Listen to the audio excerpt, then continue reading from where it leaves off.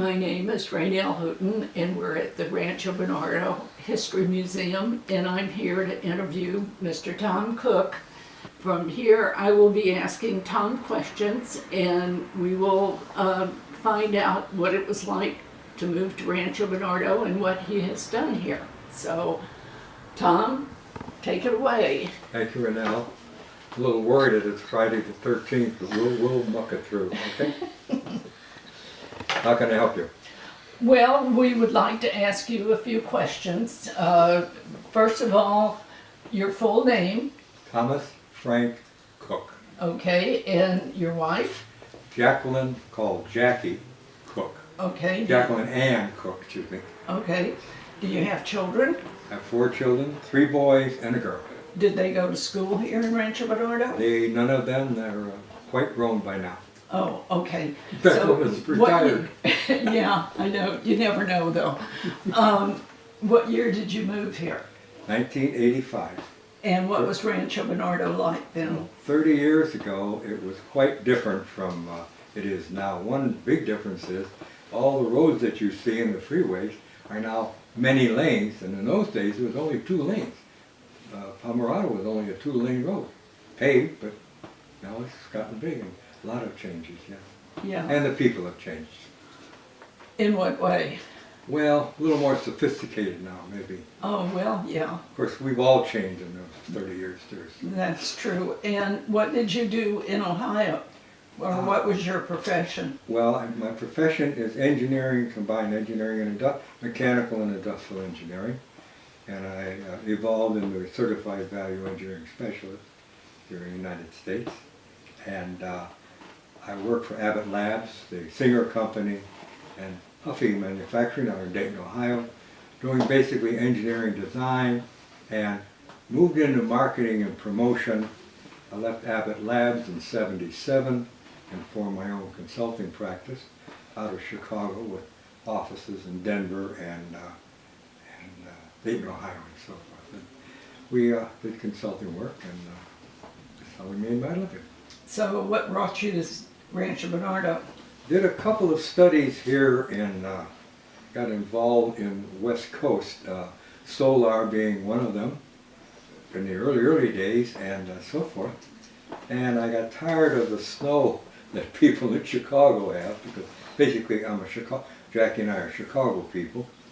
And so we said, let's get out of the snow and come to California, and I'll run the business from the coast. Well, it didn't work out, because when you try to do things in Midwest, they're very successful. You try to sell and promote in the West Coast, and it's a completely different animal. And to this day, I don't quite understand. I've got some theories on it. But anyway, so I began to travel, and one night I was 6 hours coming out of Boston, heading for San Diego, saying, why am I doing this? And it's a good thing, because I was up in the bar. They used to have bars and those planes in the old days, and that was another thing. Anyway, so I decided I'll try to run it from here. That didn't work, so I sold the business off to my son and my 2 partners, and I began to enjoy life. There you go. How did you find out about Rancho Bernardo? Well, I did a seminar with 2 other people at the RBN for the Singer Company, and a 2-day affair and all that sort of stuff, and it seemed kind of a nice place to live. And so when we moved out, Jackie and I said, we'll take a month in August here in San Diego, and we looked around at all different places. We liked Del Mar very much. Carlsbad is our second love, but our first love was Rancho Bernardo. And so we bought a place over in Eastview, a 3-level place, and we had that for 4 years and sold that and moved into into Marbella, and here in Oaks North, and just 2 blocks from the Bernardo winery. So There you go. and that's where we live now. So did you play golf? I played golf until I made a hole-in-one out there and I said, that's it, I quit. And I was, because golf is such, I hope I don't offend anybody, but for me, golf is such an incredible waste of time. You don't play golf, you play golf for a whole day. You just can't do anything else beside that. And that's not my style. So I quit once I got my hole-in-one. So. Oh, there you go. What brought you to start up the Historical Society? Were you a history buff? A little bit, yes, but in the Midwest there isn't a lot of history. The East Coast is awash with history. And it became a hobby, a passion. I got involved with the History Society of Rancho Bernardo in the old days when Kathy Surface was president, and the whole museum was in a couple of yellow shelves in Kathy's garage. That was our operation. And spent all those years on the board. They introduced term limits, and I ran through one term, so I'm on a second term run. And it's a labor of love. It's just something I enjoy. That's true. I know that you were also involved with some of the history across Lake Hodges, the Mule Hill and the old town of Bernardo, and the monuments that you were instrumental in putting up along that trail so that people have a more concise view of some of the history here. And you're associated with Sykes Adobe. I got involved with the San Francisco Battlefield Volunteer. I'm on the board now. 25 years later, I'm still on the board. There's no term limit there. Oh. And having a lot of fun with meet once a month and so forth. And I became fascinated by the history of Rancho Bernardo. It was actually the town of Bernardo at the base of Mule Hill. I got involved in the battle itself. I got involved in a San Francisco Battlefield site location project about 10 years ago with George Ruby and two other gentlemen. They did a precise measurement of where things happen and what things happen at Mule Hill and so forth. And as a result of that, then I began joining the trail committee of the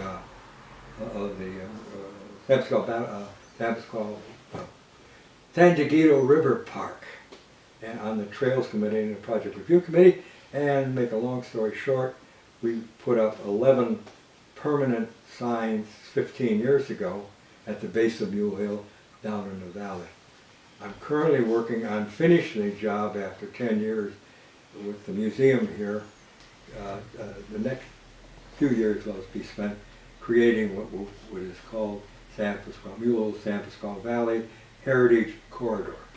It's going to be a major undertaking, and it's 80% design now, and we've got a third of the places in it.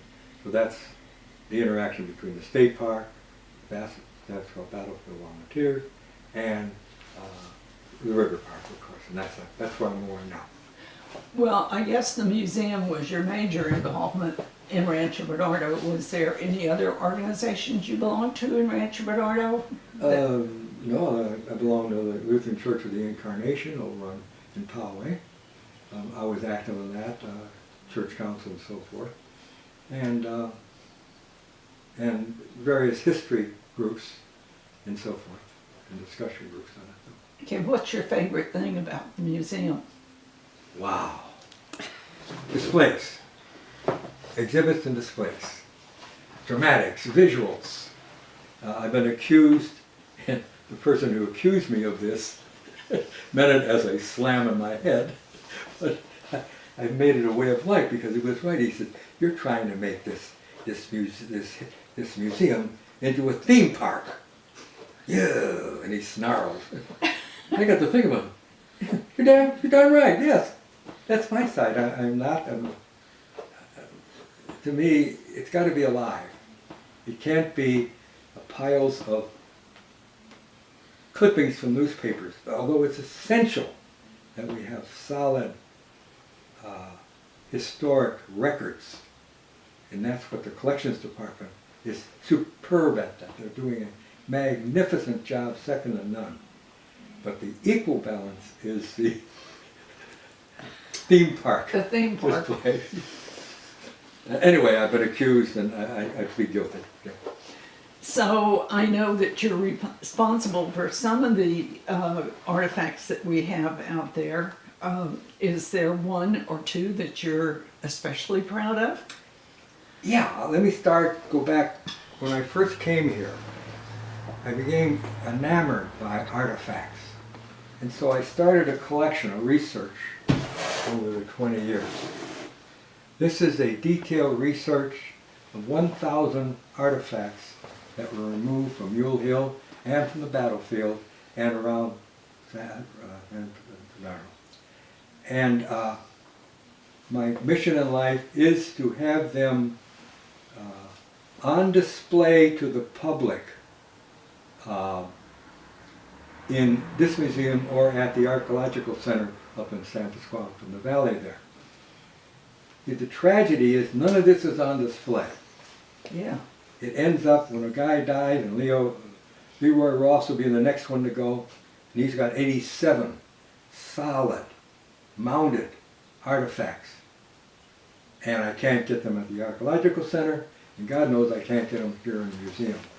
And this is my love, and someday, before I croak, I'm going to get some of those, because a third of those were captured legally, with permission of the owners.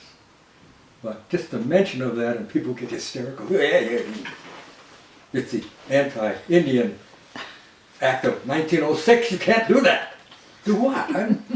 What am I doing? Anyway, forgive me for getting carried away because I'm normally a calm person. Oh, yeah? Well, what about the San Pasqual battlefield? That's an important event in this part of the world. How is that connected to Rancho Bernardo? Well, when the Heritage Corridor of 10 miles length is in place in 2 years, you will have a direct walk. The trail is in now. You could walk from the town of Bernardo. Of course, you got to walk 2 miles over the hill, drive your car over. You can walk 10 miles all the way to the battlefield. It's all linked together. You'll be able to do that. You can do it now, but all the display and exhibits won't be installed by that time. So. Sounds like quite a project. Labor of love. What would you say is the biggest change in Rancho Bernardo? Wow, biggest change. I'll be in trouble for this, but I want to Well, say you're in trouble anyway. anyway. The whole, in '85, people came here from the Midwest. There was a Chicago club. It was a huge 300-400 people. We all played golf. I had 3 tennis rackets. And I tried to get, Jackie had a teardrop, the last of the teardrop. And Jackie was good at tennis when we first moved here. And I was reading it. I got the big aluminum Prince racket, like a big paddle, and that sort of stuff. And you don't see that anymore. You don't see the tennis courts full. You see them taking tennis courts out over at the end. 2 left, and there were 20 or 30 at the time. So that's a big change. The old refugees from the Midwest, we were one of them in '85. You couldn't go to get a home. You got on a waiting list. You went to the office and said, "I'll take number 605." That's what happened. We got a call one day. Says, "We got 605 ready for you over at Eastview. Thank you. We'll take it." You know, of course we knew the model number, but no one. People don't do that now. They sell and. Well, Rancho Bernardo is all built out at this point. Totally so built out. Everything is a resale. Everything is resale.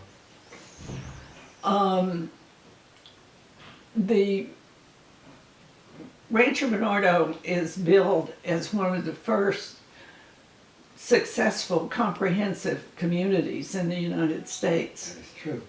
And what makes it different than, say, Levittown or Ruston? 2 huge differences. One is all of the utilities, the power, the phone, is all underground. Levittown didn't have that. The other one was the amount of space between homes in Rancho Bernardo in Pike Pack, California. It's amazing. It's huge. Now, in the last 20 years, it got a little closer, but there's huge amounts of space. And of course, those trees don't belong here. All those pine trees, everyone got 2 pine trees in those days. 2 or 3, whatever it was. You put them in now, They're huge. So a lot has changed on that there. But I think the nature of the people, it's becoming more eclectic, whatever that means. It sounds like a fancy word, Yeah. but yeah.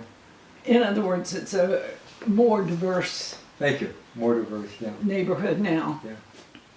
I used to think if I had kids growing up now, I'd have them learn Spanish, I used to think. I wouldn't do that today. I'd have them learn Mandarin. Go. Because that's what's going to happen to Rancho Bernardo in 40 years. And expect it. Don't fight it. It's wonderful. When my in-laws came over from England and Germany, same thing happened. But we amalgamate, So but expect that. that's one of the things you foresee for the future. Is there anything else? I think we'll have a major earthquake. I'm convinced of that. We're due for one. I can say I won't be around. Well, yeah, but we're not going to go into that. Oh, why not? Okay. At any rate, I've asked you a lot of questions. Is there something I missed that you would like to tell us? No, I think I've shot my bolt. I'm pleased to share this with everyone. I hope that more use is made of our museum, but all the pieces are here. You just have to learn how to promote it and sell it. Yeah. Thank you for the opportunity to speak.